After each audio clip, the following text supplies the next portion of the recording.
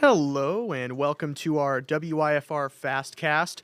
Our top story this afternoon: the name of the man killed in a stabbing early Monday is released. Troy Snyder was stabbed and killed in the 2200 block of Auburn Street. That's according to Rockford police. Police say they were called for reports of a fight between two men. When officers arrived, they found Snyder with several stab wounds. He was taken to an area hospital where he would die of his injuries. Right now, it's unclear if any suspects have been arrested in connection with the crime. A 40-year-old man is behind bars after police say he shot a weapon and had drugs on him Saturday night. Ramon Salazar of Rockford faces several charges. Around 8 officers arrived at the 4700 block of West State Street for gunshots in the area. Investigators eventually pulled over a possible suspect vehicle near College Avenue and South 3rd Street. That's when officers say they found suspected cocaine and a loaded gun inside, and Salazar, who police say was a passenger in the vehicle, was also arrested. A Rockford man is sentenced to more than 7 years behind bars in a federal prison for illegally having a gun. 33-year-old Martell Williams pled guilty earlier this year to 1 count of possession of a firearm by a previously convicted felon. On December 1st, 2023, Williams unknowingly sold a loaded semi-automatic firearm to a confidential informant. On Thursday, October 30th, Williams was sentenced to 87 months in prison. Dixon police arrest 26-year-old Andrew Kiefer, saying they believe he made threatening video calls while showing a gun. Investigators claim the crime happened Friday night. Police found Kiefer in the 200 block of Lincoln Way. Kiefer is accused of not having a valid FOID card and was a convicted felon. Dixon police say they found a stolen gun and ammunition at the home. Defense attorneys for 35-year-old Kevin Schmidt, the man accused of killing his parents, Holly and Gary Schmidt, in late September, request his health records ahead of his December arraignment. According to the Daily Chronicle, Schmidt's lawyers say he had a history of mental illness and spent time in behavioral health facilities. The subpoena requires 4 healthcare services to turn records, evaluations, and diagnoses from January 2010 to November 2025. Schmidt claims he killed his parents, fearing they would hold him hostage. Spreading awareness about the causes and effects of homelessness and encouraging community members to lend a helping hand. The City of Rockford's Health and Human Services Department is observing Hunger and Homelessness Awareness Week. Throughout this week, food drives and meal packing events will be held, as well as extra volunteer shifts at area shelters. Community panels are also planned discussing the systemic barriers of stable housing.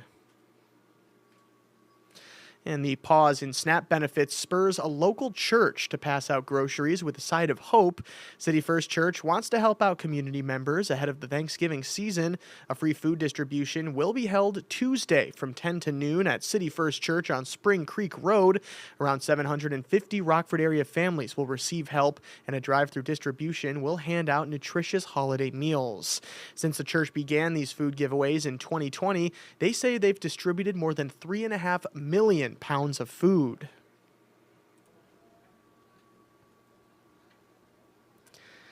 Downtown Beloit is about to get festive for the holidays. The Grand Lighted Holiday Parade returns for its 33rd year, Friday, November 28th.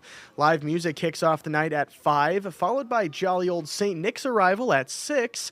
Once the tree is lit up and a fireworks show goes off, the parade will begin at around 6:15 on Grand Avenue and 3rd Street. All vehicles must be parked out of the parade route by 4 Friday, and drivers are urged to find an alternate route around that area.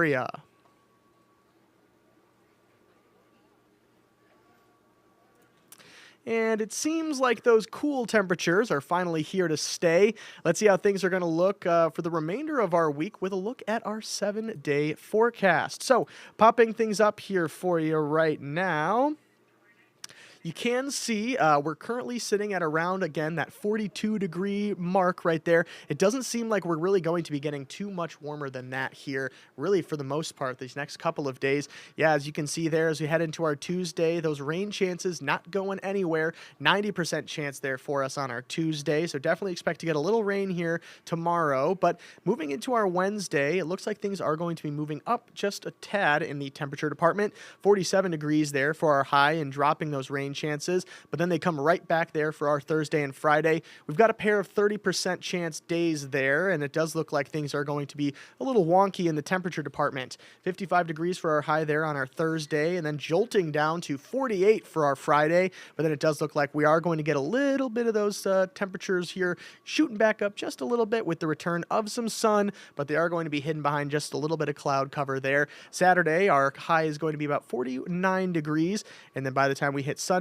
sitting at 51, and then when we hit Monday, it looks like we're going to be hitting about 50 degrees. So while it doesn't seem like those 50-degree temperatures are really out there yet for the holiday season, it definitely seems like those 60-degree temperatures, or even possibly even the chance of 70-degree temperatures, definitely something that we should probably not really be concerned about until maybe we get to around May or June next year.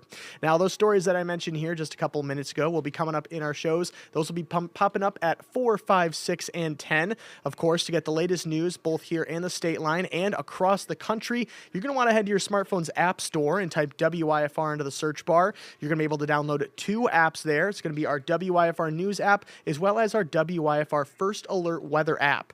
Now, once you download both of those apps, you're going to want to go into your settings and you're going to want to allow notifications for both of those apps. That's how you're going to get those little alerts on your phone, so that way we can alert you no matter what it is, whether it's weather related, whether it's crime related, no matter what it is. We want to make sure that we can get those alerts out to you accurately, effectively, and wherever you are. Thank you so much again for watching, and we'll see you coming up here in a little over 20 minutes or so for WIFR News First at 4. Thanks for watching.